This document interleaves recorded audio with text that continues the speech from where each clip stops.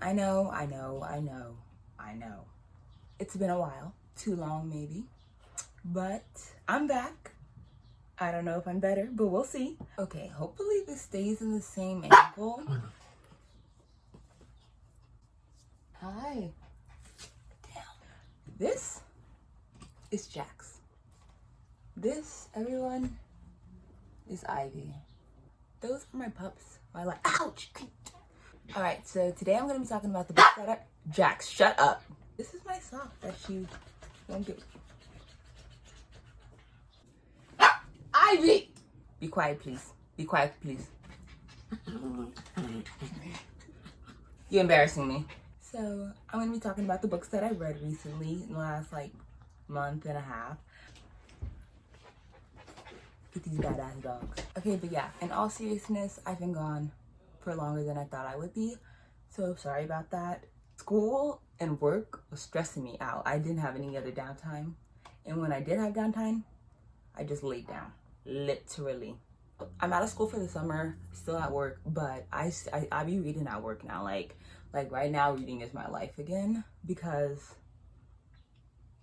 one of these books pulled me out of the reading slump I was in, and I'll tell you why. I'll let you know why. So let's just get into it. These are my recent reads.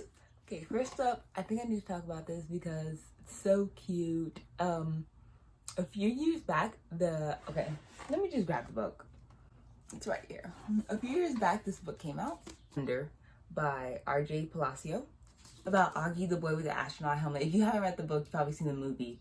But it's really good. I suggest it. But that's not why we're here. We're here for 365 Days of Wonder. Mr. Browne's Book of Precepts. So in the book Wonder, his teacher, his 5th grade teacher, Mr. Browne, but his teacher, Mr. Browne, has precepts. They're quotes. They're literally quotes, but Mr. Browne calls them words to live by. So 365 Days of Wonder has 365 quotes that Mr. Browne collected together, and it's like quotes that he personally likes and also precepts from other students that, like, at the end of each year, Mr. Browne asks his students to send him their own precept during the summer, like on postcard or whatever, and he's collected some of those in here too. Look at this. Oh, can you tell how much I have? Yeah, there you go. Like, these quotes are hitting. So let me see if I can find a good one. Like, if I can open it randomly and find a good one so I can show you guys. But okay, let's do this purple one. April, so it has like every page is dated for one of the days of the year, so you can read a page a day, but I didn't do that. Okay, so I have April 16th tabbed. It says, "You can complain because roses have thorns, or you can be grateful because thorn bushes have roses." That's cute as hell. Ziggy, Tom Wilson. I don't know what that, so that's who it's signed. I guess I don't know who that is. So there's like a whole bunch of just quotes, and these are all just quotes tabbed, and it's really cute. It's a feel-good thing, words to live by, you know? So it was really good. I liked it. The second book I have is a graphic novel, Monsters by Walker Dean Myers, adapted by Guy A. Sims. The story follows a young African-American man named Steve Harmon who is on trial for, well, I don't really know what I can say and what I can't say because this is a graphic novel. It doesn't have, like, the little synopsis thing. So it's about this boy named Steve Harmon, and he's on trial for playing a part, being an accomplice to a robbery turned murder. It was a pretty good graphic novel. Like, I gave it I think I gave it a 3.5 stars, only because there was not a lot of like detail, which that's the thing about graphic novels. Like, you kind of just like, they miss certain things, like certain things are left out, and plus this happens over multiple days, so certain things are left out that you kind of just have to pick up, like context clues, like common sense and whatnot. But so I kind of didn't like that. I was like, you're kind of jumping here, and I would kind of like to see how this point got to this point, but I think that's my own fault because there's a novel version of this book that's been out for years, and I decided to pick up the graphic novel because that's who I am. If you're a fan of Criminal Minds or Law and Order, no, not Criminal Minds, Law and Order or How to Get Away with Murder, like those two shows where you're in a courtroom a lot, I'd say. The trials, the lawyers, I was like, I object, excuse me? And also the graphics, it's all in black and white too. I love that. Yeah, like the graphics, like the full page graphics, so good. And also at the same time, so Steve, his passion is he wants to be a film director. So like while we're going through the trial, he's kind of like trying to make it make sense in his mind by playing it out as a movie. We also get to see the effects of like how the jury sees him, how his own lawyer sees him as a monster. He doesn't really know who to trust. Like his parents come to see him, but he can see like you just see the toll it takes on him. And he's a good kid who was like caught up in a bad situation. We're thinking about, and he's also like trying to figure out, oh, is he a monster? And that's kind of what I didn't get from this as well. Like I really didn't get that internal conflict. Like I could see it on the page, but I wasn't really feeling it. Like I couldn't feel the angst for him. So it didn't pull me from the very beginning. But the art style was amazing. I liked the making it into a film in his head part. I loved the courtroom part of it, like the jury, the judge, the lawyer, the prison. Yeah, while he was in the prison, like it was very actually, yeah, it was also pretty raw, like because he was locked up while he was waiting, and like he like there's real fear in him while there, and like he explains why. Like there's not really that much sugarcoating, which I appreciated. I don't think I'm gonna pick up the novel version only because they just made a movie and put it on Netflix, and I'm like, why would y'all do that? Because I'm gonna watch it now and I'm gonna compare it to this, which is might be unfair, but if you're gonna adapt into a graphic novel, I think you should be able to compare over all different platforms. All right, these next two are the main events. Let me talk about the I don't want to give it a 4. I'm giving it a 3.5. Mirage by Somaiya Daud. I'm a fan of the plotline and the characters. Not a fan of the writing. Mirage follows the story of a village girl named Amani who is taken out of her village, like taken from her village on the night of her majority night, which is like kind of like your 16th party where you come of age and you get these like beautiful tattoos to represent it, your dawn, in like this solar system situation. I don't know. Okay, so they're on it. I don't even know how to explain the setting of this. So she's taken from her home planet, Cadiz, and sent to the conquering planet of an Andala where the princess resides. The cruel Vathic princess Marin. She doesn't know why she's taken until she gets there and realizes that she is an exact replica, a doppelganger, a twin of this princess. Like the Princess Marin, her life is in danger because she's so hated by everyone. Like that's a cool plot. Like finding out you're a double to the princess who's about to become queen. Excuse me? Yes, ma'am. Yes, ma'am. But finding out that you might die because of it? No, sir.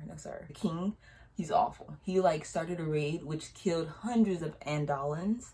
The Miriam's mother, Najat, she's dead. She died. The queen is dead, but she was Andalan. So Miriam is half Vathic, half Andalan, and she's hated by both sides of her family. Although the plot is really really well thought out and constricted, the writing just didn't pull me in. The ending and the romance are what killed it for me. But not the romance, but the relationships altogether, like in general. I feel like there was like my feelings for the characters weren't there. Like in other books, like I'll die for these hoes. And this one, I didn't really feel it. Like for at least 70 pages in, I did not know the main character's name, which I think is kind of good because like when she was taken, she literally had to become Marin, like become her. Like she has 2 older brothers, 2 parents that love her. She loves poetry. She likes being a village girl. So she has to like change her whole identity to become this person. And then homegirl starts eyeing Marin's fiance. Cover, it says a smart, romantic, exciting debut by a rare talent. Okay, I can agree that this book was very romantic. Like, Idris is his name, Miriam's fiance, but it is a obligation type of marriage. They were like betrothed to each other. The thing about the relationship, I saw it coming, but like it wasn't romantic at first. Like, I didn't see the friendship to relationship point. Okay, this is something bad to say, but I wish like their moments together, because they have really cute steamy moments together in here. I wish those moments would happen with like my OTPs. That's what it is. I felt like none of these relationships were earned, or there was a lot of things not addressed. Like, there's a lot of things not addressed. Like, all the action is happening off screen. So it's not a boring book, but it's very, very slow paced. The ending was very rushed. There was like 30 pages left, and I was like, what's happening? This happened. And there was no detail. A very unsatisfying cliffhanger. Like, like the ending's unsatisfying. Hopefully, I'm gonna give the sequel a chance, because even though it was slow paced, I'm hoping that there's gonna be a little bit more action, a little bit more oomph to it. That's my little spiel on Mirage. All right, the last book that I've read recently, I gave a 5 out of 5 stars. It is the book that got me out of my reading slump. Yes, it is. Dread Nation by Justina Ireland. Zombies meets badass black girls. They didn't stand a chance. 2 days after Jane McKean was born, the dead started rising. It is set during the middle of the Civil War. The Civil War was the one about slavery, you guys. Zombies, you guys. The zombie apocalypse. But I love The Walking Dead. So, this book, the imagery, it was amazing. So, it's in the middle of the Civil War where the North and the South are fighting over whether or not people should be free. I don't care. So, in this world, black boys and black girls are sent to combat schools to at a young age, so that they start learning how to fight, so that they can fight against the zombies. White people aren't sent to the schools though. White people don't gotta learn how to fight. She is about to graduate from her combat school, Miss Preston's combat school for Negro girls. I think it's the full name. The goal is for the girls from Miss Preston's to graduate and become attendants. But it's like a high honor to hold. All Catherine wants is to become an attendant. Jane doesn't really want to become an attendant. She kind of wants to do her own thing. When this boy, Jackson, comes to her for help, asking her if she will help him find his missing little sister. That was so hard. And Jane McKean is that bitch, okay? She has a bad temper, a sassy mouth, does not like people. She does not like people. The book also follows this girl named Catherine, who is a black girl. She's another girl at the Miss Preston school who's about to graduate. They're the same age. They're enemies or whatever.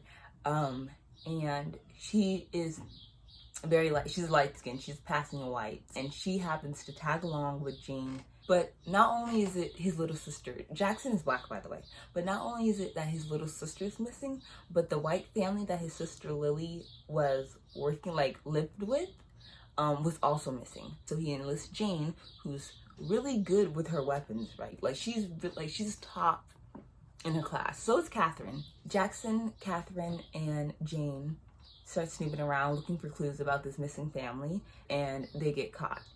And that's when the real story popped off, okay? So my favorite parts about this book were, one, Jane. I didn't like her at first. I was like, you know what? She thinks she's all that. She's not.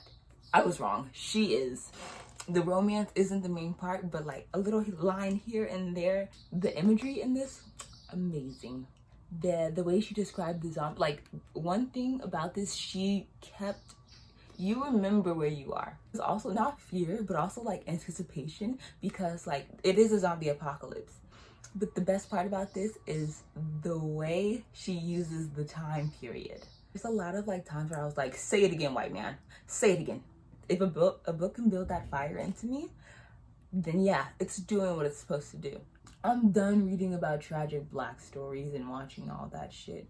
This is a kind of a spin-off to it though. And she did really well. Let me tell you. I'm going into the second book ready. But yeah, I say fucking pick it up.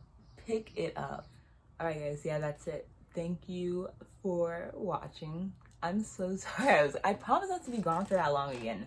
Like maybe 2 weeks, maybe. I'm hoping. I'm reading, you guys. I'm reading. Okay? Go out there and enjoy the rest of your day. Enjoy the rest of your life. Maybe come back though. Maybe come back. I'm gonna be back. I had a lot of fun talking about these books because I'm starting to get excited for reading again. And that's the goal, peeps. Get out there, go get some sun. We're going outside this summer. Over and out.